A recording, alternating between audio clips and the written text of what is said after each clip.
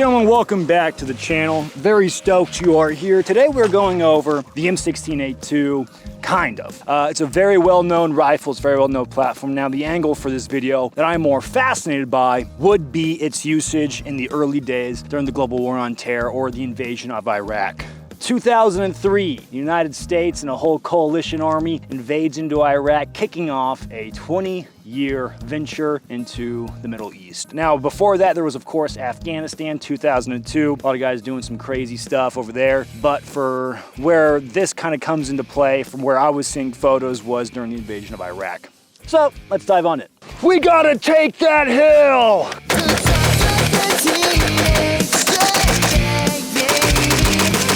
Just a teenage dirtbag, baby. Listen to Iron Maiden,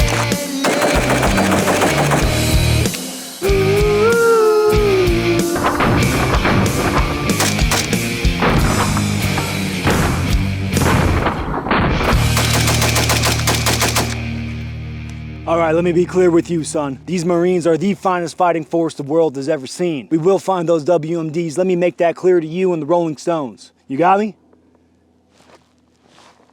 Now, the M16A2 was set out and designed to be an upgrade over the M16A1. Big notable features is the 1-in-7 twist rate in the barrel, a thicker barrel out front, an upgraded iron sight package, adding a greater length of pull to the buttstock as well as better plastics used, a finger groove in the pistol grip, which is heavily debated upon of how much people either love it or hate it. I am more of an A1 finger grip guy myself. And then, of course, some different cosmetic features such as the rounded clamshells to fit a wider variety of hands. Now, a lot of these upgrades were brought about thanks to the United States Marine Corps, and they adopted the rifle in 1983. Down the road in 1986, the Army would then adopt the rifle, but they had some complaints about the gun, mainly thanks to the iron sights. From what I was reading, the massive list of complaints were from basically the iron sights and the settings that were on the gun. I believe they wanted some different settings that they just didn't have, and they had some complaints about like the peephole thickness and stuff like that. There is a fun little bit of history for you. Nonetheless, they were still widely used. Are you really telling me Godfather postponed the facial hair contest? Your mustache hair is in violations. God. Just when I was getting started. Police have loosed there! Now, with the barrel being thicker, it was mainly done for bent barrels. What they realized, though, is that there was just obstructions happening around that gas port in the barrel, and technically the barrel didn't need to be thicker, but it was already too late into production. And of course, there was also the burst option that was added to the M16A2s. Just exactly the wrong number of rounds. Because the leadership at the time discovered that when soldiers got into combat, they would just switch over to full auto and burn through their ammo too quickly, so they were trying to mitigate that. Leadership will always try and ruin your fun. Big sad. Me personally, I'd rather just have full auto, and you just train your troops a little bit better. But in some cases, you may be dealing with the lowest common denominator, and training does take time, and if you're Uncle Sam, spending money on practical things probably makes no sense. One thing that I do like about the older style stocks, right, the A2 or the A1 stocks, is the storage capacity. It was a common theme for military rifles from this era and prior back, like think the M1 Garand, where you have storage in the stock to keep a basic cleaning kit on your rifle. I kind of like that. And with the more modern AR-15s, I would say we've definitely gotten away from that. And it's just mainly like you just take that kit and you throw it in your other kit and you keep it nearby and handy, and you have a much more adjustable stock. But, you know, for what it is for the time period, I always do think that's kind of fun. Ha ha ha, I'm going to put Skittles in there, ha ha ha. The M16A2 service rifle is a lightweight air-cooled gas-operated magazine-fed shoulder weapon. It fires a 5.56mm projectile at 200 feet per second. This is my rifle, repeat after me. Gentlemen, do you want to know what it's like to feel the loving embrace of a woman? Well, this sponsor can't do that for you, but they can make you warm and fuzzy on the inside with a monthly care package from TacPack. Per popular request, TacPack. Thank you, Brandon Herrera. Oh boy, I hope it's not from Ted Kaczynski. In your TacPack, you may expect charging handle from Battle Arms, mission first rear sight, mission first front sight. I needed another sling. Blue Force gear, Vickers sling, Kung Fu grip, a Kung Fu pistol grip. It's getting cold out, so a hoodie. If you would like to feel warm and fuzzy on the inside without having to drink a bunch of whiskey, I would encourage you to go check out TacPack. If you use code ADMIN, you'll get $60 of tactical gear for free. Big thank you to TacPack. Whoa, Brad, did you see that? The Hajis are hotties. I didn't know the Hajis could be hotties. Assalamu alaikum, ladies. Now, the practicality of the M16A2, I will definitely say it is dated. As much as I love carry handles and the look of the classic heat guard, unless you have a setup that looks something like this, the gun will show its age. I mean, you got to think that this is now a 40-year-old platform, and we have since had a massive renaissance in upgrading of the modern fighting rifle. For the time period, if we look at the other Cold War guns, I will say M16A2 still holds up pretty well. I mean, if I was dropped back in time in a hypothetical scenario where the Russians do come across the Fulda Gap and we live out Armorer Forger IRL, you now have to fight the Ruskies. The M16A2 doesn't seem like a bad option. Now, a big problem I have is, depending on what decade you're in, the technology of attachments giving you a greater chance of survival may be slimmer, right? Now, a big thing you could get is that Colt 4x optic, giving you a better fighting chance and more precise rounds on your target, but PEC lasers or AIM-1Ds may be hard to come by if you're a grunt. Who knows? I wasn't a grunt back in the 80s. I didn't even exist back in the 80s. But getting into the 90s, a lot more attachments started to become more readily available, I would say, kind of. Maybe even getting into the early global war on terror, which I based this gun around, mainly the 2003 Iraq invasion. 2003 was a great year. I think I was doing the turkey drawings where you trace your hand, you make a turkey out of it. So, I mean, if you can start getting a Surefire on there, getting a PEC on there for fighting at night, using whatever IR device you have, and some sort of magnification, the gun, you know, starts to become a little bit more practical. It becomes a little bit more modern. Are these attachments dated? Absolutely. These attachments are all 20, 30 plus years old, maybe 40 or 50 years old. So they're very dated. In all things considered, still a very lethal weapon. Lethal weapon. Now, in theory, if we look at the civilian world where the expectation is that you have some sort of rifle. It's not against law to buy a firearm. It's not against law to buy anything that they sell at a gun show. At the bare minimum, you have your rifle, your iron sights, a white light, and a sling. This has two more attachments on top of that give it a better force multiplication, so you're doing pretty okay, in theory. You could still use night vision with this thing, even though you have a knockoff Somo Gear laser, but it's neither here nor there because sometimes they actually do perform really well for what they are. Airsoft lasers. Thank you, airsoft laser. So of course the M16A2 was very lethal and it was used for a very long time. I'm sure there's still some floating around in armories today in reserve or guard units or in law enforcement lockers where guys are expected to train with them. I know when I was at the academy, a gentleman from a neighboring county, his sheriff's department sent him the M16A1 to train with at the range for his qualifications. So I guarantee you M16A2s are still floating around in lockers in the police world. Are they being used? Probably not. I would hope not for law enforcement applications, but whatever. Thought I saw a skinwalker for a second.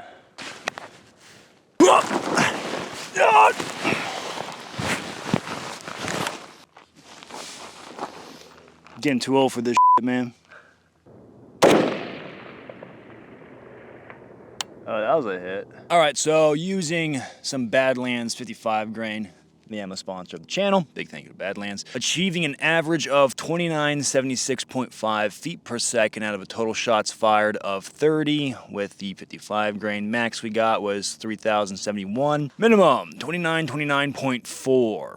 55 grain is great through a 20-inch barrel, but ammo has since been optimized, right? For instance, when I picked up some 70 grain TSX from them that's SBR optimized, that stuff is pretty nasty, and Badlands sells it, and they sell it in their hybrid shell shock case, a case that is much more durable and much more accurate. I do appreciate those guys very much for being the ammo sponsor. I do spend a lot of time with the Badlands guys, and they were going over their process with me of how they make ammo. And brother, let me tell you, they are all about quality assurance and what you get as a product, and they will happily help you out in getting that product being very quality, and I appreciate them very much for being the ammo sponsor. I will definitely say I'm the weakest link when it comes to shooting out to distance. It's not one of my strong suits. I'm a flat range YouTube monkey who excels at LARPing on the camera and burning it down up close and fast with God's widest shot placement groups. That being said, my chances of hitting the target greatly increase when I have a 4x optic on this gun. My iron sight skills are definitely lackluster, but we do live in the age of very good glass, and of course this is not very good glass, but I was still getting some force multiplication out of it. Thank you, gun terminology. Thank you, military terminology, I suppose.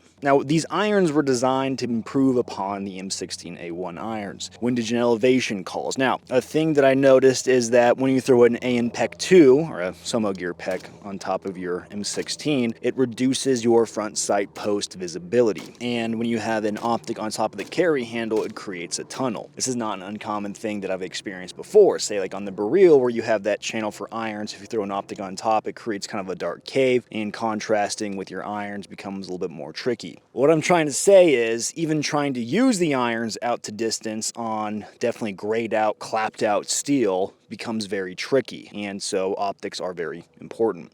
Optics are important, and we have to give a big thank you to Optics Planet, the optics sponsor of Administrative Results. Big appreciation to those guys. That's where we got the spotting scope up here behind me along with the tripod. Please pan into it.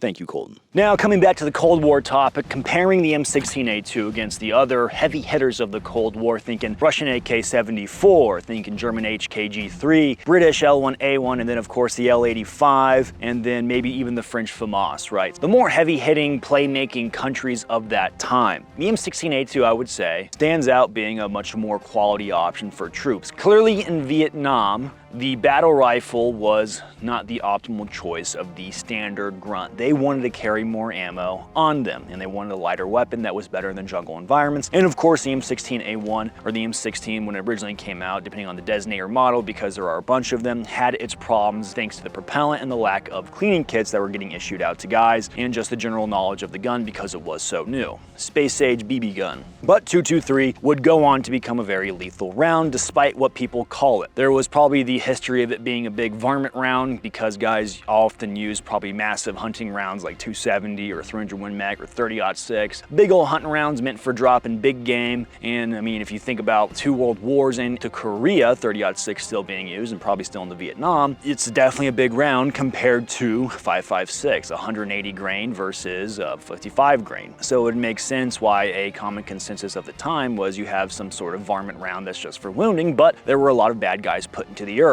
thanks to 5.56. Now the 55 grain being used out of a 20-inch barrel, sending that bullet coming out at Mach U is definitely a vibe checker. There is the thing where it will go right through plates. Maybe. I am thinking modern plates have definitely caught up to saying no to your 55 grain just zipping right through at least level 4 plates. We can actually demo that for you real quick. All right, from about 25 yards, got some Badlands ammo in the tube. See what we get.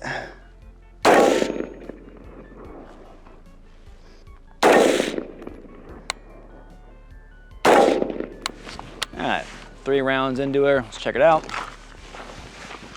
All right, so it's kind of hard to see. 1, 2, 3, hit the plate. Really pretty much nothing happened. It's like very unnoticeable. And the steel plate that this is ate it like a champ. Now I want to try out some M855A1.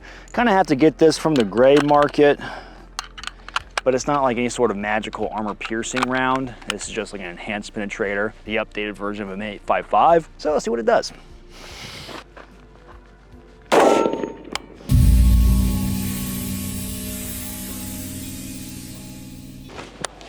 That was a little bit more thuddy. With the 55 grains, I was like, am I hitting this freaking plate?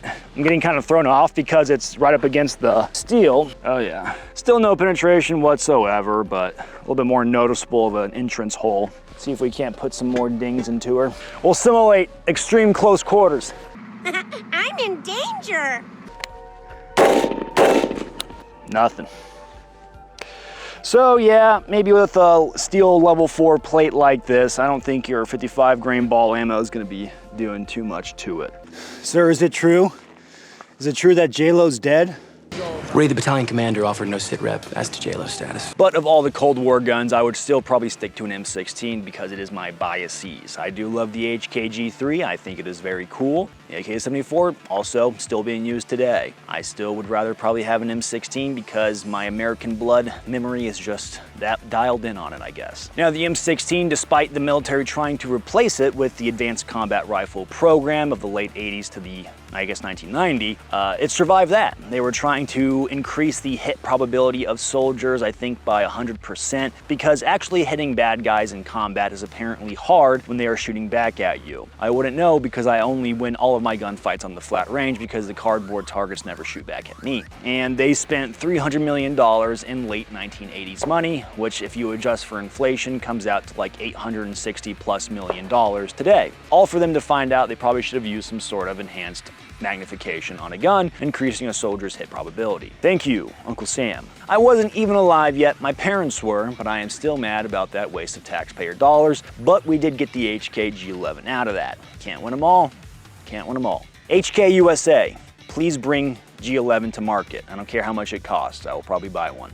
Probably. Unless it's exuberantly priced. I mean, if it's like expensive, but like, it makes sense. Now, the M16A2, I would say, would be a pretty stellar rifle for the standard grunt expected to fight off a massive horde of Russians that were going to kick off the Cold War and make it hot. But once we get to the global war on terror, that's where the warfare really starts to rear its head and show the evolution and how it's going to change. As troops are expected to shuffle into more helicopters, armored vehicles, transports, doing convoys, a 20-inch rifle starts to become a little bit unwieldy inside of those spaces. And when those troops get out of those vehicles and are expected to start to go clear buildings, yet again, a 20-inch rifle starts to become that much more unwieldy, so we start to trend down to the wide adaptation of carbines, and the 20-inch rifles are on the way of the dodo, mainly for everyone except the Marine Corps, who would still continue to use the M16A4 well into the global war on terror, I think finally phasing them out in 2015 for the wide adaptation of the M4.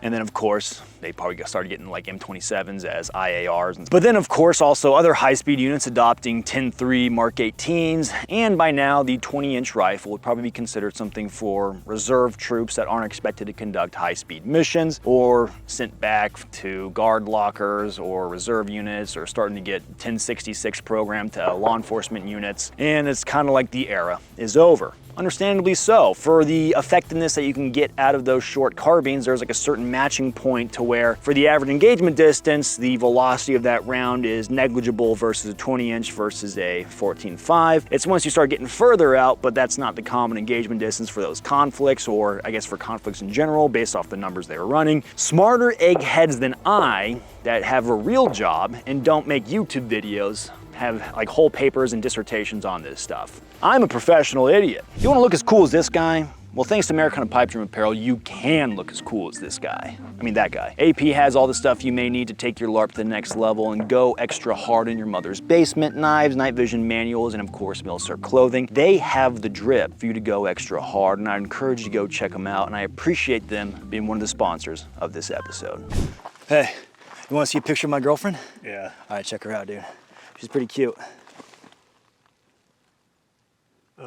She's cute, but what are you holding? I don't know. This hasn't been invented yet.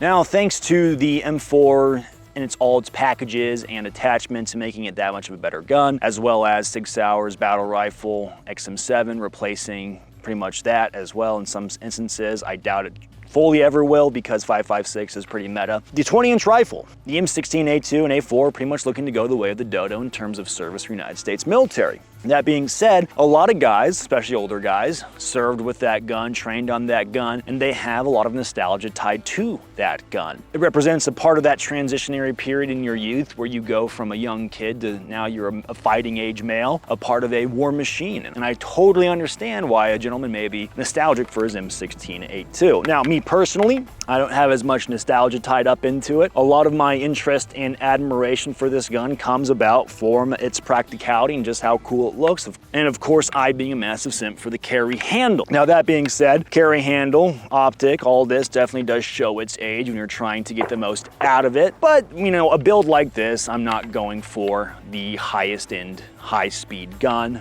for practicality's sake. This is more so a time capsule, right? Trying to get a setup that is the peak of its lethality for the era that it would have belonged to. I went with a 2003 kind of date and time, where you have all the attachments available to you to build out this gun. Now, when it comes to pop culture, the M16A2 has a very large resume, very long resume, I should say. Even pretty much from its adaptation, Hollywood picked it up, and then of course video games after that. One of the more popular things I think about when I think of the M16A2, like the first thing that comes to mind is the Rangers running around with it in Black Hawk Down. Now, there is the movie guns and then there's the reality guns. Movie guns get some things right, but in reality, kind of. That being said, that's one of the first things I think of. Even getting up to the more recent thing I can think of is in the new Call of Duty Black Ops, there is kind kind of an M16A2 where you have the stock and then you have the barrel and it has the heavy barrel on it, but the carry handle is like a C7 or an A1. I can't remember if it has the ejector on it. I'd have to go back and check. I think that's kind of cool though. I think that's kind of fun, and it's one of the reasons I got Black Ops 6 so I could run around with the Car 15. But the thing has no shortage of time on screen, and I think that is another fun factor if you wanted to get this thing. Dude, if I was there for the invasion of Iraq, I would have found those WMDs, but I'm built different. Now, this gun particular is going to be the H&R M16A2. It's going to be the grade receiver and upper, along with the Delta ring. And I, so far, like it a lot. I've had a lot of fun with it. I was able to reach out to 200, probably 400 yards with 55 grain, using the 4x optic, doing some Kentucky windage, just good old guessing and letting God guide my rounds. Now, a thing about this one from the H&R gun is it comes with an FN barrel, the 1-in-7 twist, which I think is pretty cool, right? You're getting a good barrel with the gun for a relatively affordable price. Am I banking on this thing becoming a duty gun? No, not really.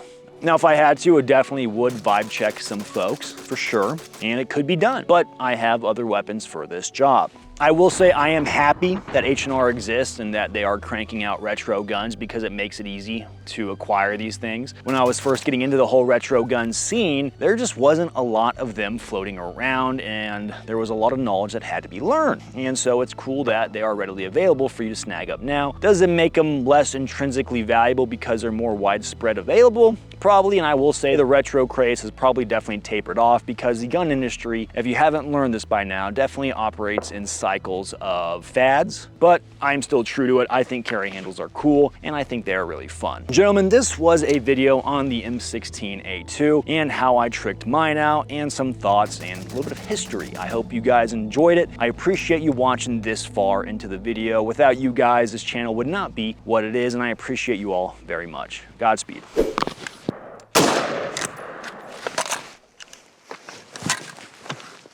Oh, God.